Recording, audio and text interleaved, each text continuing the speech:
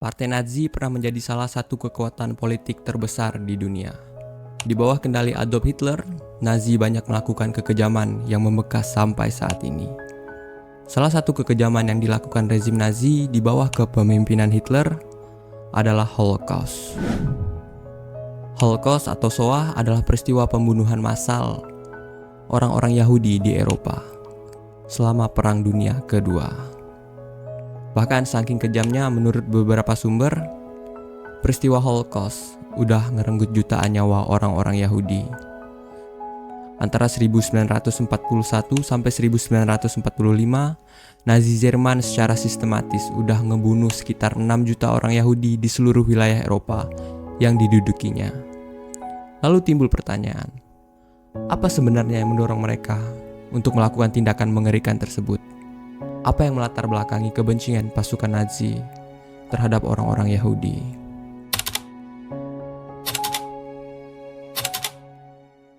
Lewat video ini kita akan coba membahas alasan Nazi melakukan pembantaian massal terhadap orang-orang Yahudi hingga menciptakan sejarah mengerikan yang masih membekas sampai saat ini.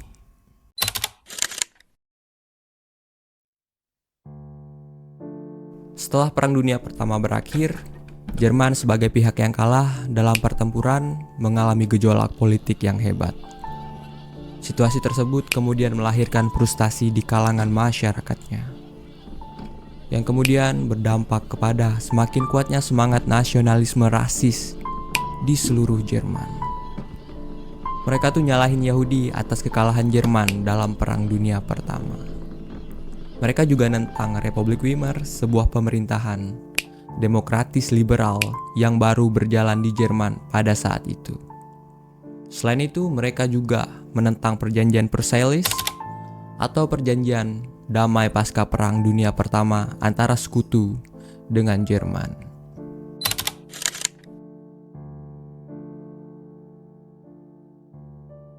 Pada 5 Januari 1919, seorang nasionalis Jerman bernama Anton Drexler mendirikan sebuah partai.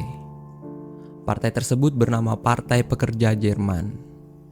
Anton adalah seorang yang memiliki pandangan antisemit, anti-monarkis, dan anti-Marxis.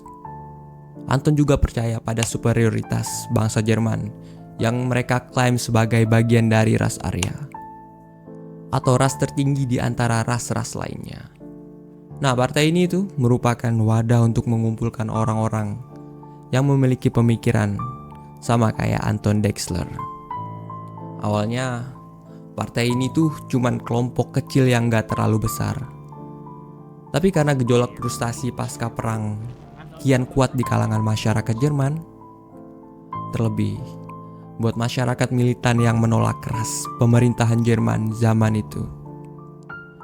Akhirnya, partai tersebut perlahan kian tumbuh dan berkembang.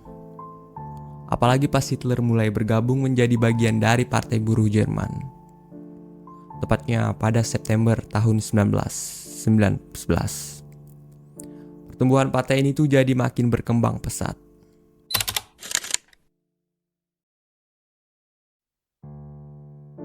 Bersama Hitler, Partai Pekerja Jerman berkembang sangat cepat. Dan seiring berjalannya waktu, anggotanya pun kian bertambah.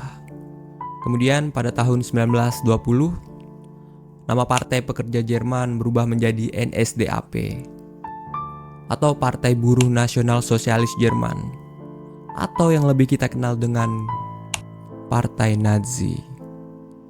Usai perubahan nama partai, sosok Hitler semakin populer di kalangan masyarakat Jerman, baik dikenal di internal partai maupun oleh eksternal partai. Hal tersebut tak terlepas dari kecerdikan Hitler dalam melakukan propaganda. Salah satu contoh propaganda yang dilakukan Nazi kayak mengagungkan Adolf Hitler dengan menggunakan gambar-gambar Hitler di kartu pos, poster, dan pers, atau menyebarkan gambar dan gagasan negatif tentang Yahudi di majalah-majalah, film, dan media lainnya. Tapi kalau udah propaganda lewat media sih, pengaruhnya tuh buat gerakin persepsi massa udah gak bisa dipungkirin lagi, udah paling efektif. Bahkan sampai sekarang masih efektif propaganda lewat media. Kayaknya. Oke, kita lanjut lagi. Kemudian pada tahun 1921, Hitler resmi dinobatkan sebagai ketua umum Partai Nazi. Di bawah kepemimpinannya, Partai Nazi itu menyongsong gerakan radikal sayap kanan yang berpusat di Munich dan berideologi rasis, nasionalis, anti-demokrasi, antisemit, dan anti-Marxis. Gila. Tapi elemen yang paling dipegang teguh adalah antisemit. Antisemitisme adalah sebuah sikap permusuhan atau anti-Yahudi yang diterapkan dalam bentuk diskriminasi atau kekerasan berdasarkan agama, etnik, dan kelompok ras.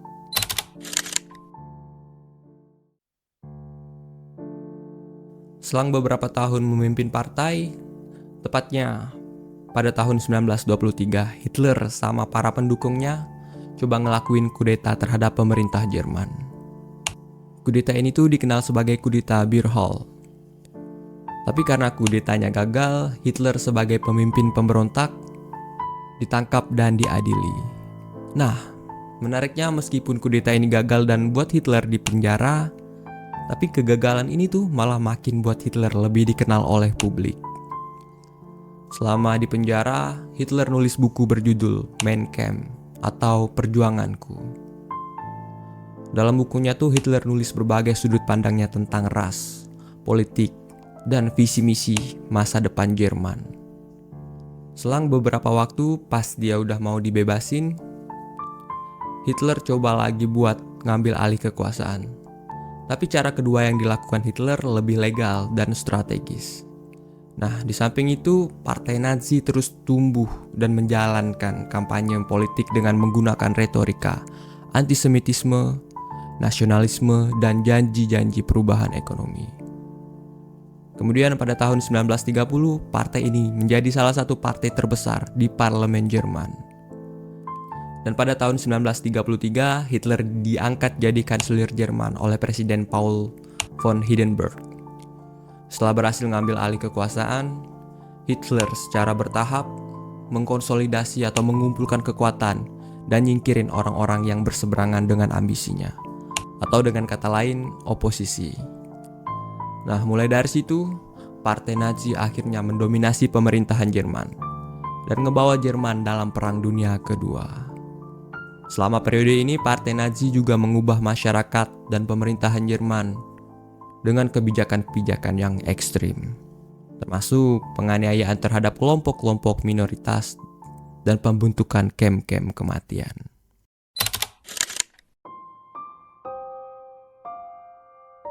Setelah berhasil memegang kendali penuh atas pemerintahan Jerman, pada tahun 1941 Hitler mulai eksekusi rencana yang udah dia buat untuk menghapuskan sebagian besar populasi Yahudi di Eropa dan menghilangkan kelompok-kelompok lain yang dianggap sebagai ancaman atau kelompok yang tidak diinginkan oleh Nazi.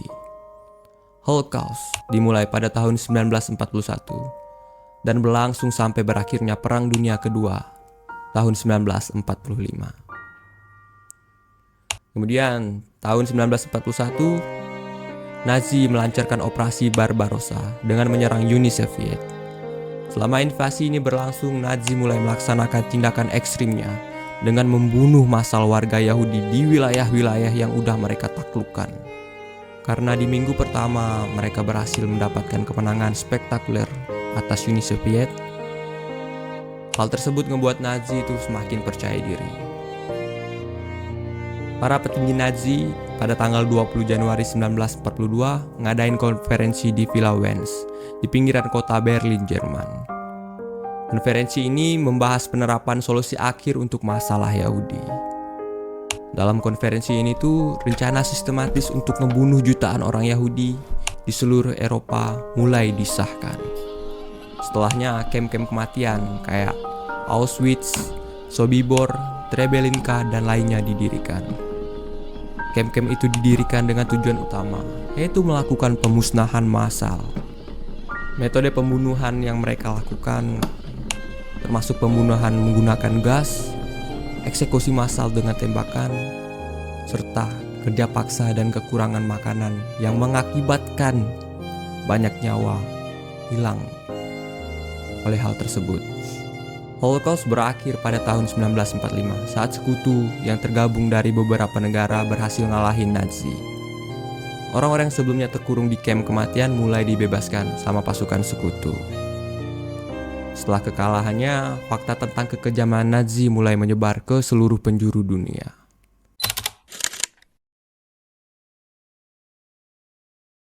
Berita pengungkapan kengerian yang terjadi di kamp-kamp kematian ini mulai mengguncang dunia dan menyebarkan dorongan untuk mengadopsi peraturan hak asasi manusia atau HAM internasional.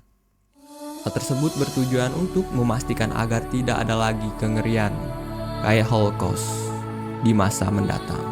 Nah, semoga nggak ada lagi pemikiran-pemikiran tentang mengunggulkan ras-ras tertentu, biar dunia tetap aman dan damai selalu. Amin. Terima kasih sudah menyaksikan video ini sampai akhir. Kalau kalian suka, tolong like dan subscribe ya. Oke, saya Lutfi dari Rangkuman Kugi undur diri. Terima kasih.